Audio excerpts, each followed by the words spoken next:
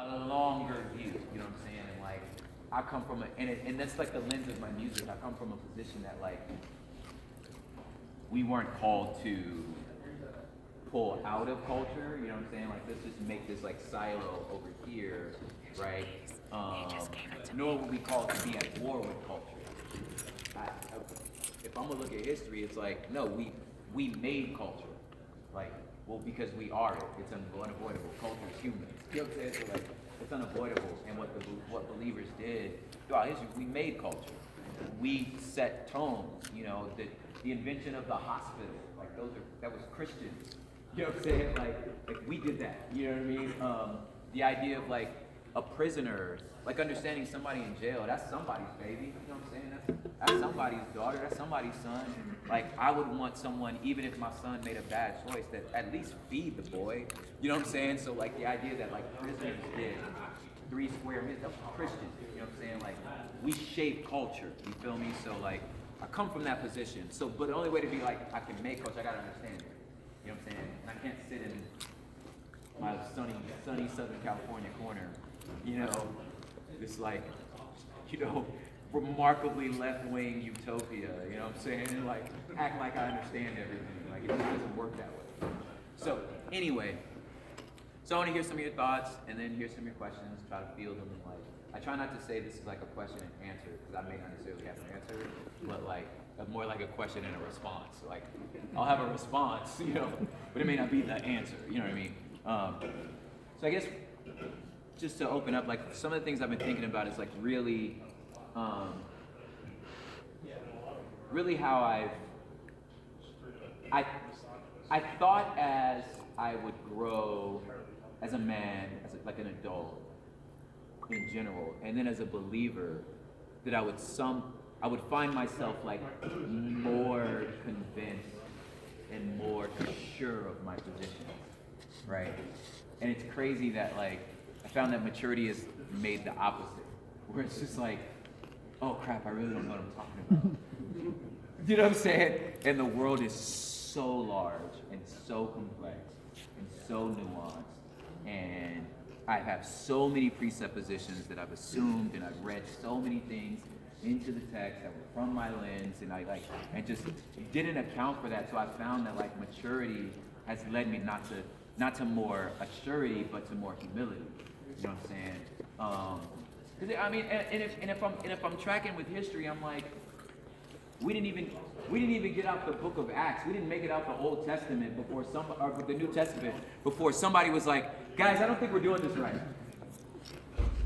You know what I'm saying, right? And then Paul's like, hey, I think it kind of goes like this. And then Peter's like, nah, bro, you don't know what you're talking about here. It kind of goes like this. And then Paul's like, you think we need to still be circumcised. You don't even know what you're talking about. So like, we didn't even make it out the Old Testament or New Testament before we were like, we kind of don't know what we're talking about, right? And then every couple 100 years, somebody pipes up and goes, guys, hey guys, we're doing this all wrong.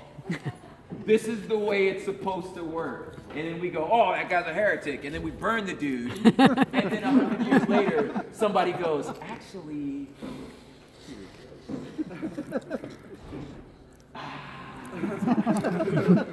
sorry about that, I think he had a point. You know what I'm saying? Right? And that's church history. Or somebody pops up and he goes, and he's just like this amazing personality, and he's super likable, and he's a great communicator, and we're all like, that guy's got it. And then it turns out he has like 17 wives, right? And then he like predicts the end times, and Jesus is supposed to come back, and then on September 22nd, 1845, and then it don't happen. Then we got a thing called the Great Letdown. Like, that's in our like church history, a date called the Great Letdown. And it's because somebody said Jesus was coming this day. You know what I'm saying? But that dude was just in it. So it's just like, we just like let's just kind of step back and kind of be like, you know what? Like, we kind of see through a glass dimly here. You know what I mean? Like, maybe it's one of those like Psalms like 149, like such knowledge is too high for us to attain. Maybe it's like, maybe God's like, when he's going, okay, so the kingdom is kind of like this. And then it's kind of like that. And then it's kind of like this. It was like, well, yeah, Jesus, but like, what is it? Well, it's kind of like this. It's like, well, what is salvation? what is your plan to redeem humanity? He goes, well, the children of Israel were once slaves in Egypt, right? And you killed this lamb, and then you kill this lamb and you put the blood on the doorpost, and then I'm gonna part some water, and I'm gonna take these people through this wilderness into this promised land. That's salvation. Wait, what? You know what I'm saying? He's like, well, yeah, it's that. It's like, well, it's like a tree. It's like you being grafted in. It's like, well, wait, what? Well, no, it's kind of like adoption. It's like you were not a son, and then I brought you in, and you have all the rights of like a son. Wait, what? Well, it's kind of like a judge, and like, you know, Jesus is your advocate, and you were pronounced innocent. Wait, so you're telling me my lawyer can go to jail for me, and the judge actually wrote the law too and has the right to tell. So it's like these stories, they just break down, and I think it's because so God's given us like these multiple things to go, this is above your pay grade, right? It's so beautiful, it's so amazing, it's such a miracle. You understand what I'm saying? Like, maybe let's cling to that, you know what I'm saying? Like, maybe let's cling to the fact that what we're talking about is actually divine. You know what I'm saying? And that you're giving us these images to try to help us get our brain around something. That like, you need a software update, bro. Like you run an OS 9, my G, like you can't run this. You understand what I'm saying? So it's like, so I'm kind of like, that's the type of stuff I'm kind of thinking about right now. Like, so when people ask me like, what's my position on like double lapsarianism and like, how do you feel about like limited atonement? I'm like, dude, you know what? If you'd asked me 5 years ago, I'd have been like, this is exactly what Jesus meant when he said this. You know what I'm saying? So now I'm like, you know what? I don't know, dude, because, man, I don't know. You know what I'm saying?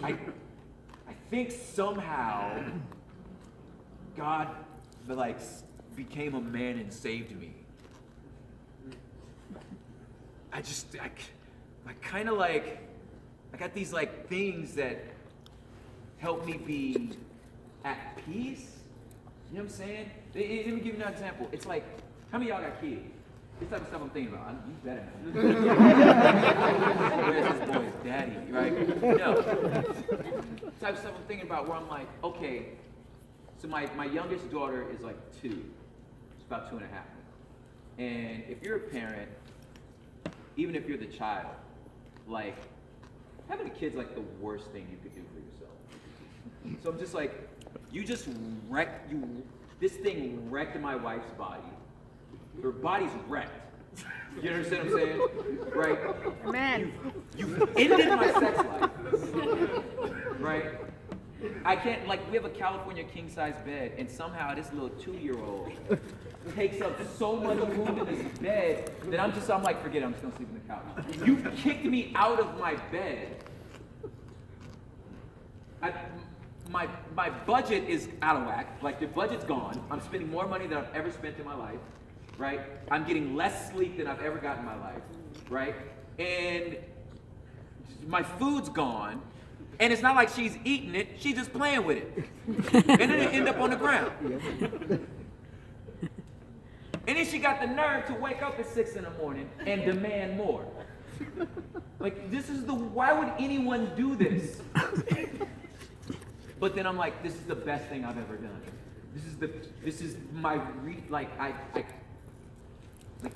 I breathe my children. Like, you're the very air, like, I don't know how to explain it. Like, you're the most important humans. I have no idea how that works.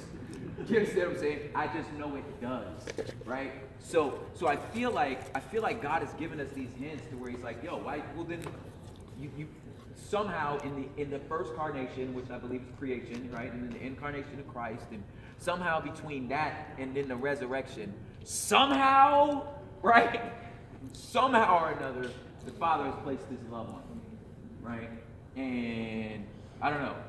Before I knew what proteins were, they were keeping me alive. So just because I don't understand it, don't mean it ain't working. Do you understand what I'm saying? So I feel like these are the type of things I'm thinking about. So now how to translate that into like music and poetry and like an active faith is interesting, and I don't know yet. You know what I'm saying? But I do know when my daughter is asking me questions, and my oldest daughter, my 12-year-old, is asking me questions now, I feel like I'm speaking from a position of, like I said, like much more humility, in the sense of like, man, like I'm learning with you. Like I'm still discovering the beauty of God and the cross. Like I'm still discovering with you. Like I haven't. Hopefully I know more than my daughter. You know what I'm saying? But I'm still like, I feel like it's easy to lose like your sense of awe, and I think that happens when like you think you got it. You know what I'm saying? And then I just feel like maturity is going, hey, you kind of don't. Like I remember talking to him, he was 80 years old, and he was like asking old black dude, just kind of want to lean forward like this. he was like, hey man, what still get you excited? He goes, you know what? I'm like, you know what? I've been a Christian longer than you've been alive. I've known Jesus longer than you've been alive, son. And he says, and just this year hit me. I'm saved by grace. Can you? He said, bro, we saved by grace. Can you just get your break? And and I'm just like, yeah, I know. Yeah, totally. Saved by grace through faith, and not without works, lest any of us could boast. Yeah, so. He's like, no. We're saved by grace. And just his like pause to like go all the way to ascend. Then the dude was like, I started more nonprofits than anybody in this room. He's like, I've done more inner city ministry than anybody in this room. And it's just now hitting me. We're saved by grace. I'm like, dude, so I'm realizing like, dude, like, it's like, that's maturity. It's like, I'm gonna remain in awe. You feel me? And like, I don't know, it's just, I don't know if it's super, I have too much time on my hands, or maybe it's because like, my daughter doesn't let me sleep, so. Anyway, that's the type of stuff I'm thinking about. And I don't talk about this stuff on stage, because like, I'm still kind of baking it, you know what I mean? And like, I don't want anybody to say, oh, so you're not assured of salvation. I was like, no, it's not. It's not what I'm saying. So you're saying we can't know, like, so the scripture is like, you have to know, like, that you're a apologetic. I'm like, you know, like, you mean to tell me the day you became a believer, you had a fully worked out theology? Like, you're not telling me. Right? No, you didn't. But did you believe the Lord saved you? Yes, that's my point. You understand what I'm saying? Like, so anyway, that's the type of stuff I'm thinking about. I don't know if that. I think what you're describing is staying in the place of humanity rather than trying to take the place of divinity. Right? It's like, and it's simple, but there's a pressure among like I was telling him earlier, like I didn't meet Jesus until I was 22, so I had no church background at all. And to me, the interesting thing about a lot of the church culture is this sense of like we need to be divine, like, we need to be perfect, we need to be able to explain every little detail to everybody instead of just being able to talk like all these people in the New Testament did of like, I don't know, I was blind and now I see. Yeah, it's dude. like I don't know who he is and I don't know if he's whatever. There's like a simple testimony that we get to have of like who he is and what he's doing for us. And I feel like as I mature, I know that more and more and more so, and can talk about that in deeper ways. Yeah. But all the other superfluous stuff, like I can seek to know those things, but like, and they have a place. Yeah, dude. But if those are ever the central thing, or why I'm okay, or why I need to, like someone else to understand that, then you put things in the way of people finding that. Yeah, I feel like we fill in the gaps like in so many places because like this pressure of like I need to know, you know what I'm saying? Like I don't know how like I don't know your faith journeys or anything like that, but like without getting into too much. So you get into, you know, Cain and Abel's story, right? And like so Abel's sacrifice is accepted, and then Cain isn't, right? And we don't hear anything about that until Hebrews, until like the end of the book, and all God tells us is, oh, we know by faith Abel's sacrifice was more excellent than Cain's. What? Like, you know what I'm saying? So we don't get no explanation anywhere as to why. And if I'm telling the story, right, I'm gonna be like, yo, this what Cain did, don't do that. You understand what I'm saying, right? This what Abel did, do that, right? That's not anywhere in the thing. So if you try to tell me, oh, well, Cain's sacrifice was accepted or not accepted because of it, you made that up. It's not there. You know what I'm saying? You filling in the gaps. You making assumptions there. The text don't give us that. So we got to step back and say, why did he not tell us?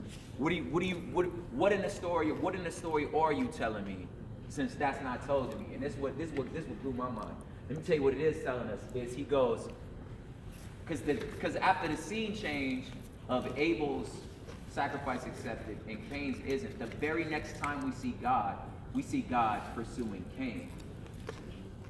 And it's like, you mad, bro? Right? It's like essentially what he says to him. But I think that tells me something about God's character. He rejects him and then pursues him. Right? So now I need to go, wait a minute now. There's something else happening here. Have I ever felt like God has rejected me? And can I call it rejection if I'm being pursued immediately? Right? And then God's called asking me about myself. Like, hey, are you mad? You don't like my choices? He says, hey, if you do well, it'll be well with you in the land. If not, sin is crouching at the door. Are you mad? You feel me? And I'm like, yo, like, no, I'm not mad. Yeah, I'm totally mad. You know what I'm saying? Like, so now I got something to chew on. You know what I mean? Now I got something to think about. Like, you just told me about God's character. You told me about my own character, right? And the only reason I know that is because I didn't fill in the gaps. You feel me? It's because I let the gaps stay there. You know what I mean? And that's I think that's like when you go, it's like, yo, like let it look. If the Bible's silent about it, you be silent about it. Like it don't say that. So why did Cain sacrifice? Like I don't know. I don't know. All I know is God pursued him right after, and there have been plenty of times that I felt like God was unjust to me. You understand what I'm saying? Was he unjust to me?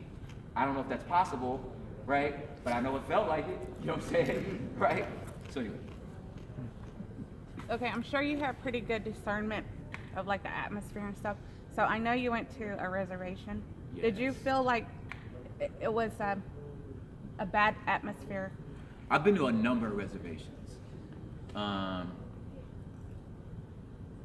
I think that's hard to call. And I think it might be a little more complicated than that. Was the atmosphere? Because in some senses I've never seen that level of hopelessness and depression, right? But I've also never seen that level of understanding of their place in the planet. Like I do talk about this on stage. Like my time on reservations has vastly shaped my theology, and my appreciation for what it means to be made in the image of God. So I think that there are things that in just and every reservation was different. You know what I'm saying? Like there was like when I went to the San Carlos in like outside of Arizona, like the Apache reservation, I was like, this feels like you've been done the worst. Like I've never seen this type of poverty, right? But then I was also in the Crow Nation in Montana, where I was like, this is the most beautiful plots of land I've ever seen. Look at these rolling hills. How could you ever be sad here? And there's still a sacred herd of bison on the top of one of them. So I'm like, I've never been so inspired. You understand what I'm saying? So like, I think there's like this like dual sort of thing, and then I think that like there's a sort of a historical and sort of cultural experience that I feel so ill-equipped to like discern or even diagnose.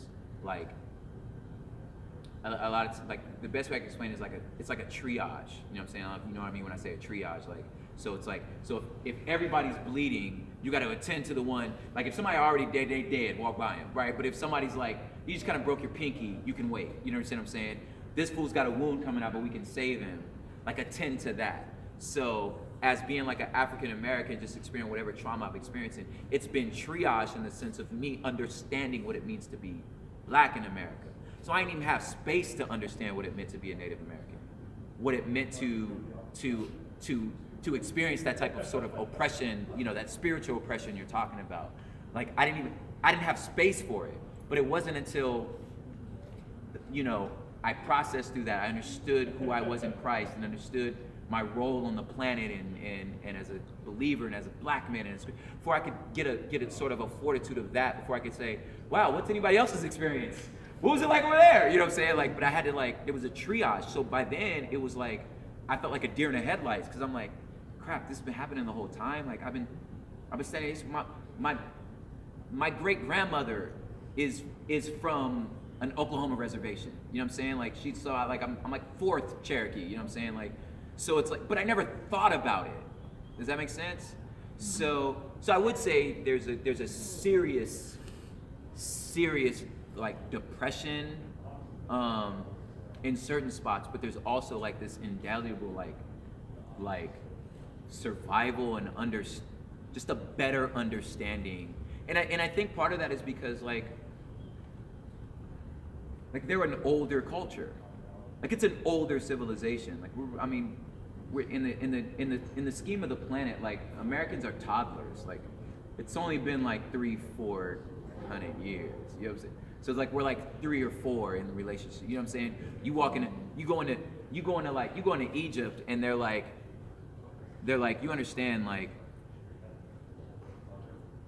That was 25,000 years ago that you're looking at right now. That thing, you understand what I'm saying? Like I have no concept of that. You understand what I'm saying? So I think that, when you have a civilization, a language, a culture, creative narratives and folklore that's like older than our nation.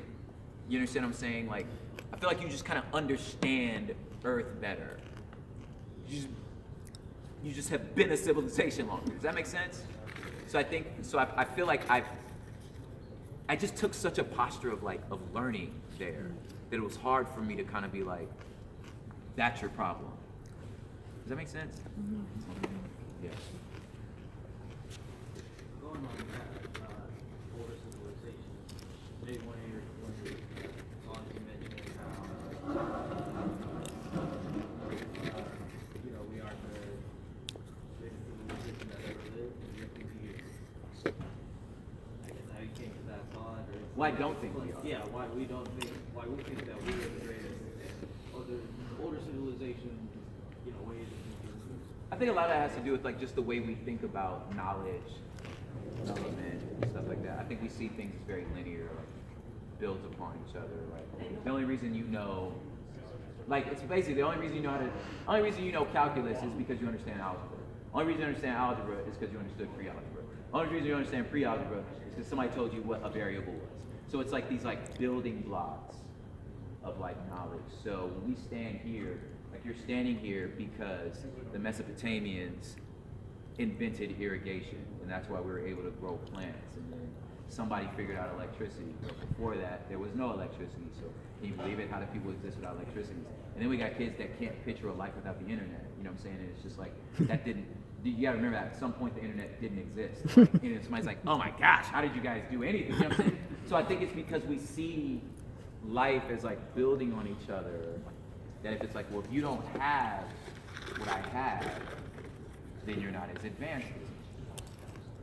So I think that that's where that mindset kind of comes from. But I also think again that's I think it's a short view of history, and it's not being appreciative of okay, so think about that for a second. It's the idea of standing on the shoulder of giants, where it's you had time to think about the internet because someone invented indoor plumbing. Could you have invented indoor plumbing? You know what I'm saying? So it's so when you step back and go, I don't know if I would have had the wherewithal to come up with that. then that's when you step back and go, actually, I don't know, man. It, like, we have our atrocities. Like, we can look back and say, the Aztecs were like chopping off heads to the sun god, you know what I'm saying, and rolling bodies down on the ground, because they wanted, good harvests. You can say that, but then again, you know what I'm saying, people do a lot of crazy things on Instagram to gain certain celebrity because they're trying to gain certain access because you want a certain harvest. Are we any different? You understand what I'm saying? So I think when you have that sort of understanding of like, which is really just a biblical understanding of depravity. It ain't got worse. It's the same. We're the same depraved. You understand what I'm saying? Yep. Sorry, cut it. We got to start. We got to open up doors, everybody. So thank you for coming out for the experience. We got to take them upstairs. Get ready.